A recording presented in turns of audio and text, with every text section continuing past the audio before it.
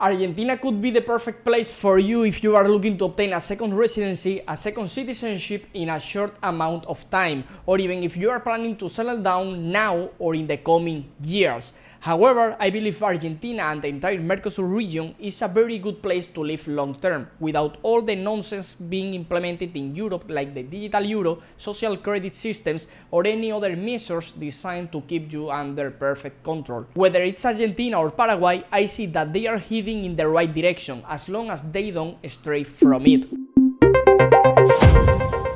Recently, we saw the announcement of the Citizenship by Investment program requiring a $500,000 investment. As I mentioned, this could attract significant capital to the country, depending on the types of businesses that are eligible, though we still don't know whether investment will be allowed in any sector or limited to government pre-approved real estate or specific areas, possibly requiring the hiring of a minimum number of local employees. Many people in the comments mentioned that finally there will be a price tag on citizenship, since previously individuals who entered illegally and stayed for 2 years ended up getting citizenship anyway, essentially giving it away without even going through a legal entry process. What many others don't know is that Argentina already offers citizenship before this new program through a mechanism called citizenship by exception, which didn't require any minimum stay in the country and allowed you to obtain both the naturalization certificate and the passport in under 1 year. It allows for obtaining Argentine citizenship without waiting the usual 2 years of residency, provided that the applicant makes a significant contribution to Argentina's culture,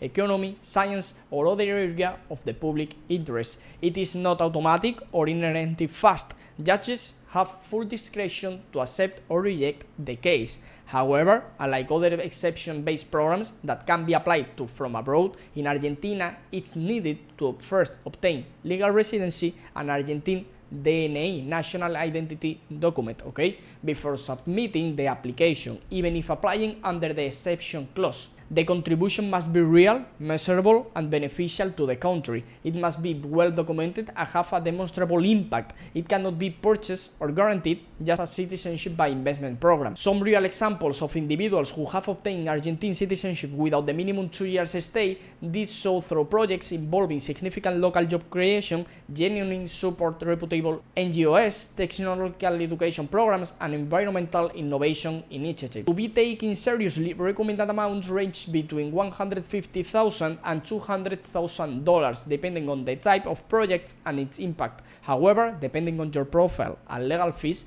the cost might be higher. Our firm has successfully secured letters of naturalization and we know how to obtain them. If you are interested, I invite you to fill out the form in the description and we will take a look together. In June 2025, many people are considering either waiting for the future investment program, living 2 years, full years in the country, or pursuing the current exception-based citizenship in order to obtain a second passport, a second nationality, because they want to diversify and they don't want to be dependent on their European country if it begins to implement restrictive measures that they will be forced to accept or obey. And we are not just talking about taxes and the taxation by passport model they want to impose in Europe, a possible even mandatory military service if their country decides to go war, just so those in power can keep making money. Just this week we are already seeing changes in the law about who can and cannot obtain citizenship, and if we pay attention, Argentina, historically known as a country that gave citizenship to almost anyone, has completely changed the rule of the game.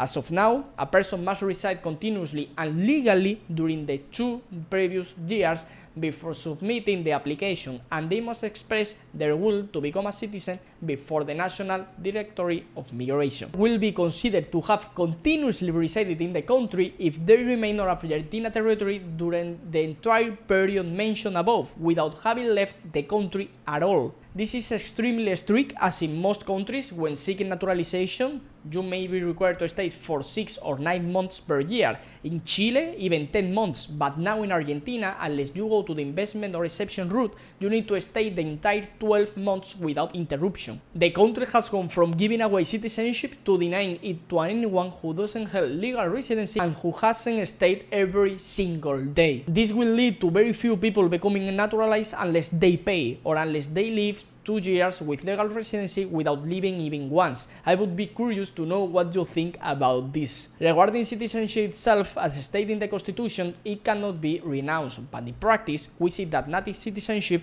Argentines by birth, cannot renounce it, while a naturalized citizen can, although there is no clear or easy process. You will need to go through the courts. My attorneys have shown me several cases where this has been done successfully. I mention this because many people who buy citizenships are afraid that in 10 or 20 years Argentina may become extremely aggressive and impose measures they don't like, such as a citizenship-based taxation like the US does, and although I personally believe Argentina won't go that route in the short or medium term, having the option to renounce is always necessary. It's true that fiscally the country is not very friendly compared to some of its neighbors, like Paraguay, where taxes can range from 0 to 10% taxes. I'm not saying that Argentina will introduce a territorial taxation scheme with a 0% of foreign income, or a model where personal or corporate income is taxed at 0% like in Dubai or Vanuatu. But if it introduces reasonable rates, many people would be willing to relocate both their businesses and their personal income there.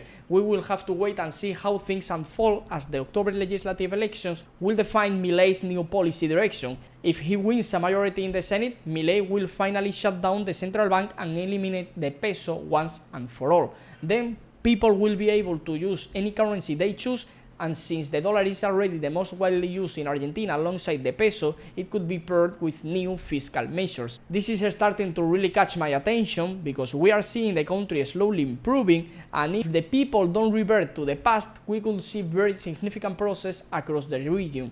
On the other hand, in terms of residencies, I recommend the rentista residency, which I think is the most accessible for everyone, and in the same degree, it is stated that neither undocumented immigrants nor temporary residents are entitled to free university education. Only permanent residents or citizens are. However, in emergency situations, no one can be denied or restricted access to social assistance or healthcare, regardless of their immigration status. Permanent foreign residents may access the public healthcare system on equal terms with Argentine citizens. This is more or less a brief overview of the information we currently have. Reforms are still ongoing. Everything except the exception-based citizenship is currently accepted under a DNU. For those who don't know, a DNU is a decree with the force of law issued by the President when Congress is not in a position to convene quickly and there is a necessity and urgency. But it isn't untouchable. It must be reviewed by the National Congress within 10 business days. If you're interested in getting a second passport or a second residency, I invite you to fill out the form in the description and we will take a look together.